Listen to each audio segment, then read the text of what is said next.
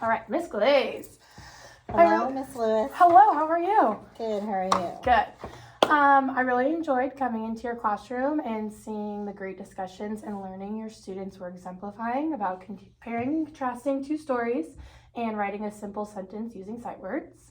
We're going to start today, and I'm going to ask you a couple questions and let you reflect on the lesson, and then I'm going to give you some feedback on what I saw. Sound good? Yes. All right. So first, how do you feel the lesson went?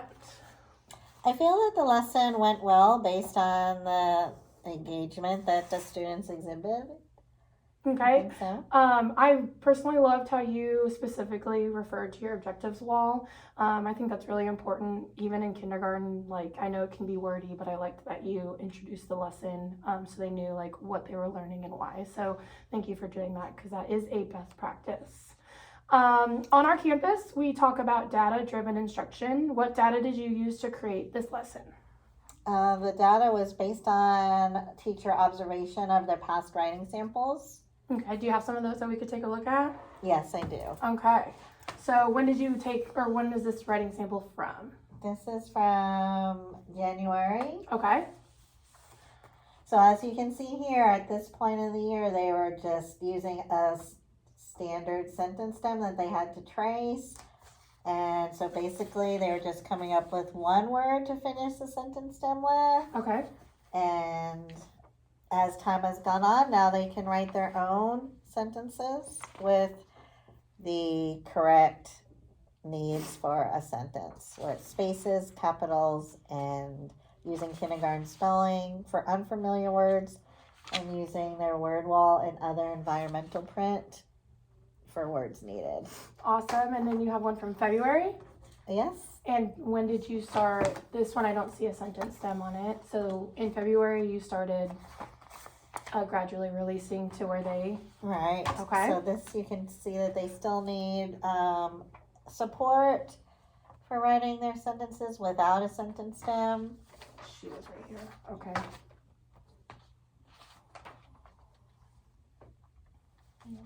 You can say that there is some growth, but not as much compared to the one that we just did yesterday. Okay, and then yes, I would love to see the one yesterday because I had to step out before I got to see the finished. Wow.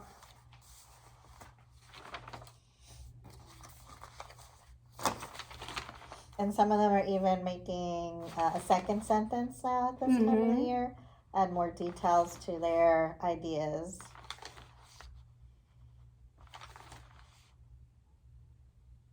Wow, fire breathing dragon, that's awesome. This is great. So based on what you've seen from this data compared to, would you say your lesson yesterday was successful? I thought so, but then I noticed this one I must have missed. When I do my walkabout, I noticed that Jonah forgot to put capital T on that side, but he did it on that side. So he's just going to need some additional practice in order to develop his muscle memory to be automatic with that expectation.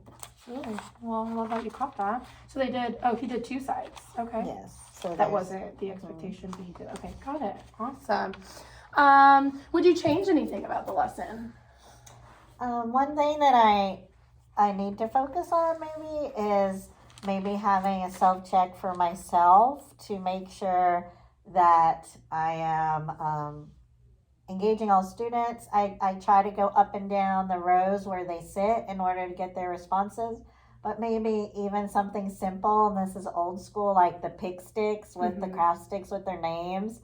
Like, that's something that I want to focus on before the end of the year, just having some system in place. Oh, I love that. You are reflective in your teaching. I did notice that you called on a wide variety of students, so I didn't personally see where you were calling on specific students, but you gave them plenty of opportunities to talk with each other, which is one of the most important things, so that was great.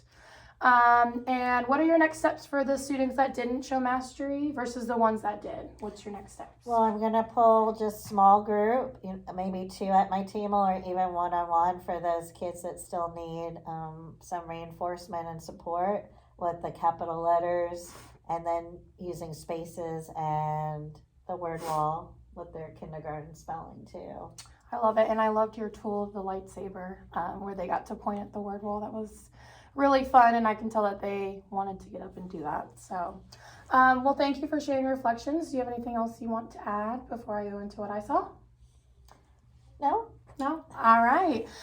So here are some things that I wrote down that I am very excited to share with you. If I could give one word to describe you, my word would be consistent.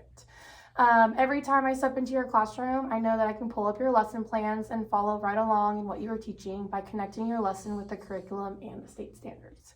You are always consistent in your lesson plans and teaching the TEKS that need to be taught, but most importantly, changing them to meet the needs of your students. Your knowledge of the TEKS, as expertise from experience in teaching them, and flexibility in adjusting your lessons based on student understanding show why you are such an effective teacher. As you know, our campus and MISD's model of instruction focus heavily on the best practices in teaching. Knowing your students mentally, emotionally, physically, and their data are some of the most important best practices we talk about. In the short time I was in your classroom, it was evident you knew each and every one of your students and supported their learning through differentiation, such as your use of visuals, like having the real stick and allowing them to pass that around. I think that was awesome. And I love how you told them it was to get their imaginations going. I think they really bought into that. You shared your shared writing that you did on the board in color code and had your own example illustration. And I love that you even told them it was your best drawing and you didn't expect that they had to be perfect in their drawing. You showed that you are kind of one of them and they just need to do their best. Chunking of their learning. I loved how you broke the entire writing process into steps, starting with having them write their name and then date on their paper and coming back to the carpet, then moving on to just the drawing and then having a kid share to give them a break, and then finally writing and publishing their simple sentence.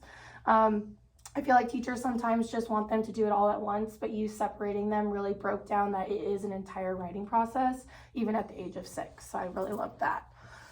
Each step of your lesson, starting with the hook and excitement of blowing bubbles, to your animation of reading the text, successful I do, we do, and you do gradual release, and using data to drive your instruction, clearly set your students to publish a perfect writing piece, which you showed me here. I enjoy coming into your classroom because I can tell that your students feel very confident and safe to share their ideas not only with you, but with their classmates, while using the routines, procedures, and high expectations you have put into place. A safe, organized, and welcoming environment is key to student success, and your classroom is proof of this best practice in teaching.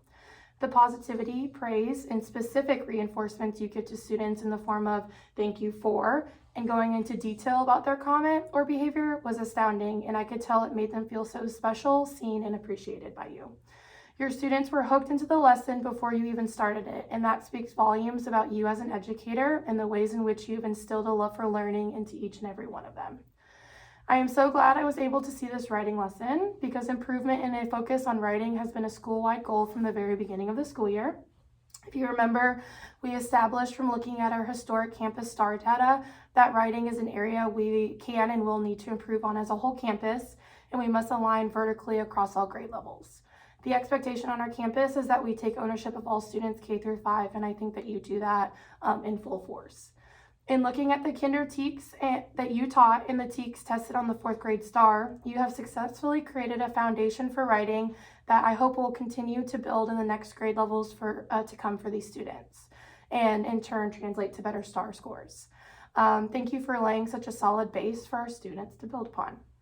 From here, my goal for you, if you are interested, would be giving you a leadership role in helping me create professional learning communities for teaching effective writing lessons. If this sounds like something you would be interested in, we can set up a time to talk about your role where we can take this team together and using our new campus resource, the Writing Strategies book by Jennifer Saravolo. If that would be something that you are interested in, we can set up another meeting to talk about that. Yes, I would like to. Thank you so much. Please let me know if you are ever in need of any resources or support from me, and I will provide them to you.